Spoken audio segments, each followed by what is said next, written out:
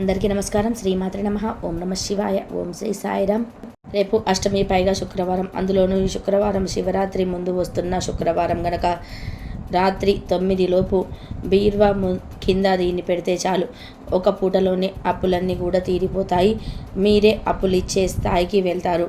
లక్ష్మీదేవి కోట్ల కట్టలను ఇస్తుంది. చాలామంది అప్పుల బాధల వల్ల సతమతమైపోతూ ఉంటారు. ఎంత కష్టపడినా కానీ అప్పులు తీరటం లేదని బాధపడిపోతూ ఉంటారు. ఇలా అప్పుల బాధలు ఉన్న వారందరూ కూడా రేపు శుక్రవారం రోజు బీర్వా కింద ఇదొక్కటి పెడితే చాలు, ఒక్క పూటలోనే మీ అప్పులన్నీ కూడా తీరే మార్గాలు తెలుస్తాయని పెద్దలు చెప్తూ ఉన్నారు. బీర్వా గురించి అందరికీ తెలుసు. తెలుగువారి ప్రతి ఒక్కరి ఇంట్లో బీర్వా ఉంటుంది. ఒకప్పుడైతే బీర్వాలు లేవు, కానీ ఇప్పుడు ప్రతి ఒక్కరి ఇంట్లోనూ కూడా బీర్వా ఖచ్చితంగా ఉంటుంది. డబ్బు, నగలు, దుస్తులు వీటన్నిటినీ కూడా బీర్వాలోనే దాచుకుంటాము. ఇక బీర్వాలో రకరకాల మోడల్స్ కనిపిస్తూ ఉంటాయి. ఇండియాలో చాలామంది తమ డబ్బు, నగలను బీర్వాలోనే దాచిపెట్టుకుంటూ ఉంటారు. ఆ డబ్బు, నగలను లక్ష్మీదేవిగా భావిస్తూ కంటికి రెప్పలాగా, కంటి పాపలాగా చూసుకుంటూ ఉంటారు. కొందరైతే నిద్ర లేవగానే ధనలక్ష్మిని చూస్తారు. ఆ తర్వాతనే రోజును ప్రారంభిస్తారు. ఇలా డబ్బుకు బీర్వాకు విడదీయరాని సంబంధం అయితే ఉంటుంది. వాస్తు ప్రకారంగా లక్ష్మీదేవి ఉండే ఇల్లు, చోటు అంతంత అందంగా క్లీన్గా ఉండాలి. లక్ష్మీదేవి చాలా సుకుమారమైన తల్లి. అమ్మ ప్రతిదీ కూడా చక్కగా ఉండాలని కోరుకుంటుంది. ఆ తల్లికి కోపం వస్తే, పరిసరాలు నచ్చకపోతే ఆ ఇంట్లో నుంచి వెళ్ళిపోతుంది. కనుక లక్ష్మీదేవి స్థానమైన బీర్వాను కూడా క్లీన్గా ఉంచుకోవాలి. లేదంటే ఆ తల్లికి కోపం వచ్చి ఇంటి నుంచి వెళ్ళిపోతుంది. అలాగే లక్ష్మీదేవి అమ్మవారు నివాసం ఉండే బీర్వాకు అద్దం కానీ, బీర్వాపై బరువు కానీ ఉంచితే అమ్మకు బరువుగా అనిపించి ఆగ్రహిస్తుంది, ఆ ఇంటి నుండి వెళ్ళిపోతుంది. ఇంకొక విషయం ఏమిటి అంటే, బీర్వాకు అద్దం ఉండకూడదు. అద్దం ఉన్న బీర్వా ఇంట్లో పెట్టుకోవడం వలన ఆర్థిక ఇబ్బందులు ఎదురవుతాయి. ఎందుకంటే ఆ అద్దం ఉన్న చోటికి వచ్చి అలంకరించుకుంటూ ఉంటే అమ్మవారికి కోపం వస్తుంది.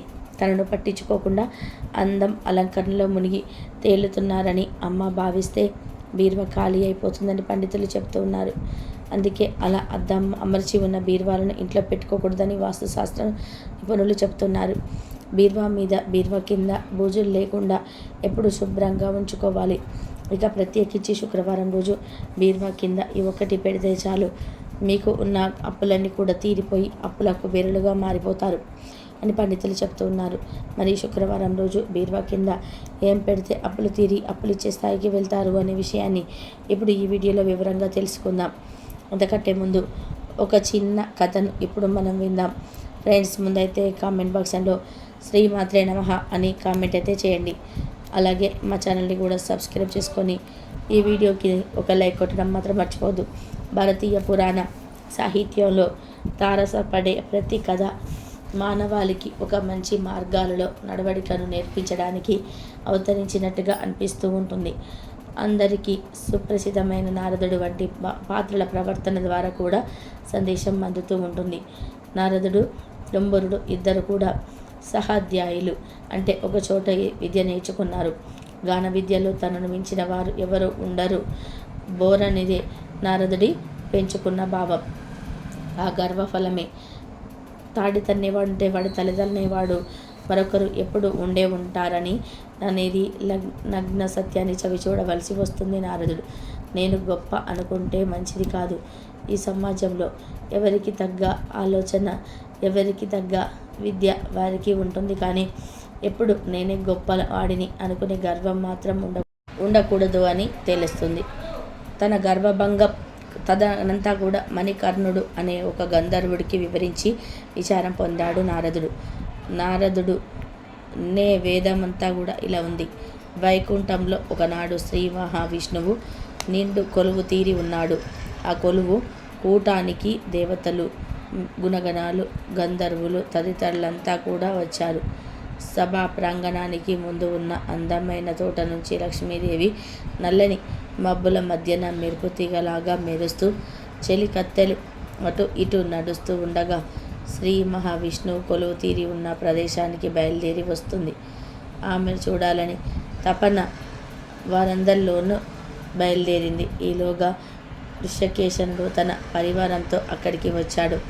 వారంతా చేతిలో బెత్తాలు ధరించి లక్ష్మీదేవి నడిచే దారికి అడ్డంగా ఉన్న వారందరినీ కూడా చెదరగొట్టి తకావికలం చేశారు. బ్రహ్మలాంటి దేవతలు కూడా ఆ దాటికి దూరంగా పారిపోవాల్సి వచ్చింది. ఇంకా నారదుడు వంటి వారు పరిస్థితి చెప్పనవసరం లేదు. అలా లక్ష్మీదేవి కొలువు కూటములోకి వెళ్ళిన వెంటనే ద్వారపాలకులు తలుపులు మూసివేశారు.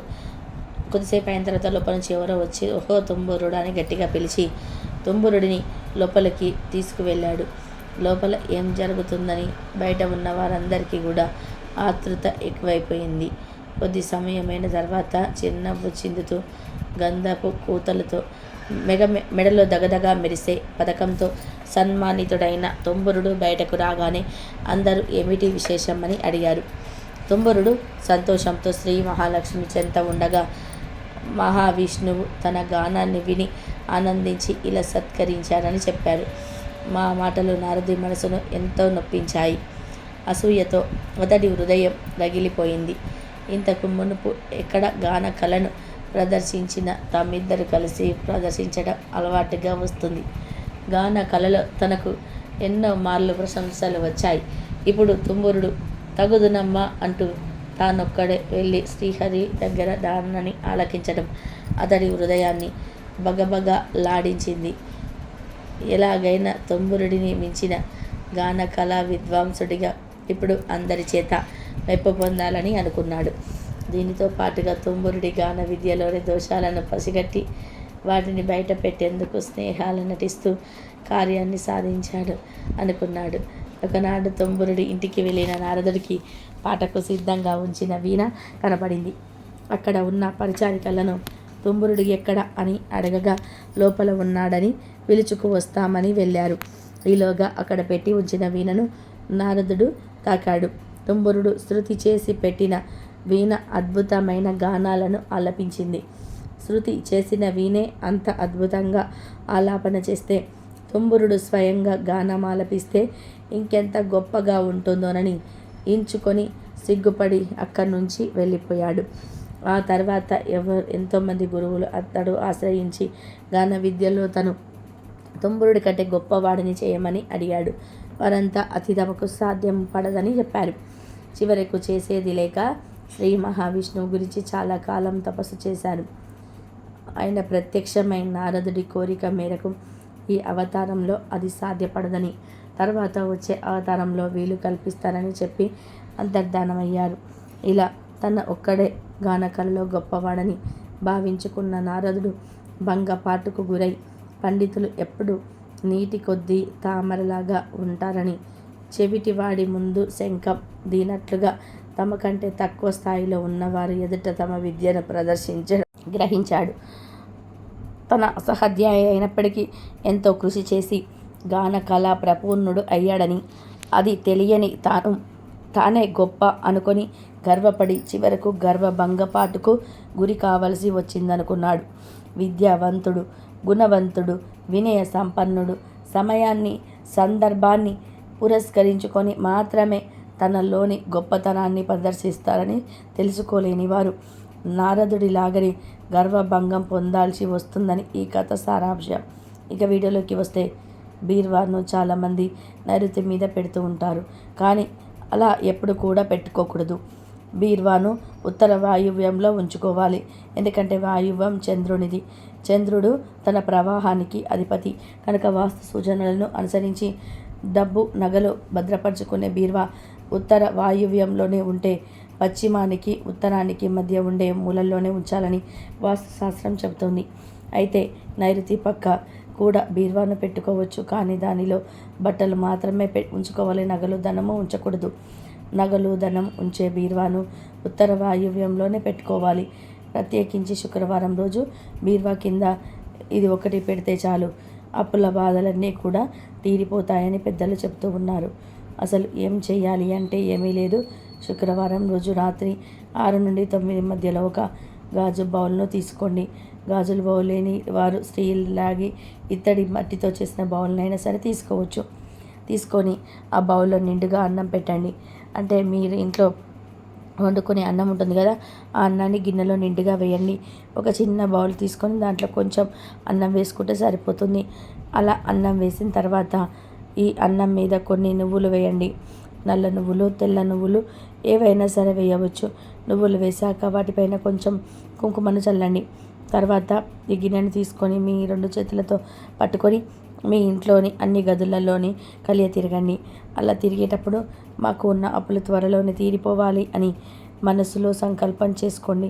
ఇల్లంతా కూడా ఒకసారి తిరిగేసిన తర్వాత ఈ బౌల్ని తీసుకొని వెళ్ళి ఇంట్లో ధనం దాచే బీరువా కింద పెట్టండి. రాత్రి 6 నుండి 9 మధ్యలో ఎప్పుడైనా సరే ఈ పరిహారం చేసుకోవచ్చు. ఇలా బీరువా కింద పెట్టిన ఆ బౌల్ని రాత్రంతా కూడా అలా వదిలేయండి. మరునాడు ఉదయం ఈ అన్నాన్ని తీసి ఆవుకు కానీ పక్షులకు కానీ వేసేయండి. ఇలా మీ అప్పులు తీరే వరకు ప్రతి శుక్రవారం ఈ పరిహారం చేస్తూనే ఉండండి. మీరు ఈ పరిహారం చేయటం స్టార్ట్ చేసిన ఒక్క పూటలోనే గొప్ప ఫలితాలను చూడగలుగుతారు. అద్భుతమైన ఫలితాలు వస్తాయి. కాబట్టి ప్రతి ఒక్కరు కూడా రేపు ఈ చిన్న పరిహారాన్ని చేసి అప్పుల బాధలను తొలగించుకొని ఆనందంగా జీవించండి. మన సనాతన సాంప్రదాయాలు, ఆధ్యాత్మిక విశ్వాసాల ప్రకారం శుక్రవారాన్ని లక్ష్మీదేవికి అంకితం చేయడమైనది. ఈ శుక్రవారం రోజు లక్ష్మీదేవిని ఆరాధించటం వలన మీ ఇంటికి సంపద, వైభవం, పేరు ప్రతిష్టలు వస్తాయి. శుక్రవారం రోజు లక్ష్మీ స్తోత్ర పఠనం, కనకదార సూత్రాన్ని శుక్రవారం రోజు 3 సార్లు పఠిస్తే డబ్బుకు లోటు ఉండదు. ఇది చాలా మందికి అనుభవంతో చెబుతున్న మాట. చాలామంది దీనిని ఆచరించి ఫలితాలను పొందారని చెప్తూ ఉన్నారు మన పెద్దవాళ్ళు. అదే విధానంగా శుక్రవారం దాన ధర్మాలు చేస్తే లక్ష్మీదేవి సంతృప్తి చెంది ఎల్లప్పుడూ కూడా సంపన్నులుగా ఉండాలని మనల్ని ఆశీర్వదిస్తుంది. శుక్రవారం ఉదయం, సాయంత్రం సంధ్యా సమయంలో దీపం పెట్టిన వారి ఇంట తాను ఉంటారని స్వయంగా లక్ష్మీదేవియే నారదుడితో చెప్పడం జరిగింది. కాబట్టి ప్రతిరోజు దీపం పెట్టినా పెట్టకపోయినా శుక్రవారం అలాగే శనివారం ఈ 2 రోజులలో కూడా ఇంట్లో దీపం పెడితే లక్ష్మీ నారాయణులు మీ ఇంట్లో కొలువు తీరి ఉంటారు. చాలామంది చేసే పొరపాట్లు ఏమిటి అంటే శుక్రవారం ఒక్కరోజు పూజ చేసి శనివారం ఇంట్లో దీపం పెట్టరు. ఇలా పొరపాటున కూడా చేయకూడదు. లక్ష్మీదేవికి కోపం వస్తుంది. తన భర్త అయిన వెంకటేశ్వర స్వామిని పూజించకపోతే ఆమె మనపై ఆగ్రహం చూపిస్తుంది. కాబట్టి తప్పకుండా లక్ష్మీదేవితో పాటుగా వెంకటేశ్వర స్వామితో పాటు లక్ష్మీదేవిని ఇద్దరిని కూడా ఎప్పుడూ కూడా మనం పూజించుకోవాలి. అలా పూజించినప్పుడే ఆ లక్ష్మీనారాయణుడు అనుగ్రహం మనపై ఉంటుంది. కాబట్టి వారంలో 2 రోజులు అనగా శుక్రవారం, శనివారం ఈ 2 రోజులు కూడా ఇంట్లో దీపం వెలిగించండి. ఆ లక్ష్మీదేవి భర్తతో సహా వచ్చి మీ ఇంట్లో తిష్ట వేసుకొని కూర్చుంటుంది. అదే విధంగా ఇంట్లో ఉండే నెగిటివ్ ఎనర్జీని, దరిద్రాలను పోగొట్టుకోవడాలంటే శుక్రవారం రోజు తప్పకుండా 6 తర్వాత ధూపం వేయాలని పెద్దలు చెప్తూ ఉన్నారు. శుక్రవారం రోజు ఎలా ధూపం వేస్తే ఇంట్లో ఉండేటువంటి నెగిటివ్ ఎనర్జీ తొలగిపోతుందో ఇప్పుడు మనం తెలుసుకుందాం. ఇంట్లో ఉండే నెగిటివ్ ఎనర్జీని, దరిద్రాన్ని బయటకు తరిమి కొట్టాలి అంటే వారానికి ఒకసారి, అది కూడా శుక్రవారం రోజు ఇంట్లో సాయంత్రం 6 తర్వాత ఖచ్చితంగా ధూపం వేసి తీరాలి. ఆ ధూపం ఎలా వేయాలి అంటే గుగ్గిలం, సాంబ్రాణి, ఆవు నెయ్యి 2 చుక్కలు, ఎండు కొబ్బరి పొడి, చిటికెడు పంచదార, ఈ 5 పదార్థాలను కలిపి ఇల్లంతా కూడా ధూపం వేయాలి. వారానికి ఒక్కరోజు ఇలా ధూపం వేస్తే ఇంట్లో ఉండే నెగిటివ్ ఎనర్జీ పారిపోతుంది. ఈ 5 పదార్థాలను మండించి ఇల్లంతా కూడా తిప్పి ప్రతి గదిలోనూ ప్రతి మూల ధూపం వేయాలి. ఖచ్చితంగా సాయంత్రం 6 తర్వాత ఇలా ధూపం వేస్తే ఎంత తీవ్రమైన దరిద్రాలు ఉన్నా, ఘోరమైన డబ్బు సమస్యలు ఉన్నా సరే అవన్నీ కూడా తొలగిపోతాయని మన పండితులు చెప్తూ ఉన్నారు. కాబట్టి శుక్రవారం రోజు ఖచ్చితంగా 6 తర్వాత ఇంట్లో ధూపం వేస్తే మీకు ఎటువంటి సమస్యలు ఉండవు. దరిద్ర దేవత పారిపోయి లక్ష్మీదేవి ఇంట్లో అడుగు పెడుతుంది. ఈ వీడియో కనుక మీకు నచ్చితే లైక్ చేయండి, షేర్ చేయండి, బట్ సబ్స్క్రైబ్ చేసుకోవడం మాత్రం మర్చిపోవద్దు. కాబట్టి శుక్రవారం రోజు ఈ విధంగా చేసుకోండి. ఆ అమ్మవారి అనుగ్రహం అందరిపైన ఉండి ఆ అమ్మవారి దీవెన కూడా అందరిపైన ఉంటుంది. అష్టైశ్వర్యాలు భోగభాగ్యాలు అందరికీ కలగాలి. అమ్మవారి ఆశీర్వాదం కూడా అందరిపైన కలగాలని మనస్ఫూర్తిగా కోరుకుంటున్నాను. ఈ వీడియో కనుక మీకు నచ్చినట్లయితే ప్లీజ్ లైక్ చేయడం మాత్రం మర్చిపోకండి. కష్టాలను తొలగించుకొని ఆనందంగా జీవించండి. ఇంతవరకు చూసినందుకు ధన్యవాదాలు.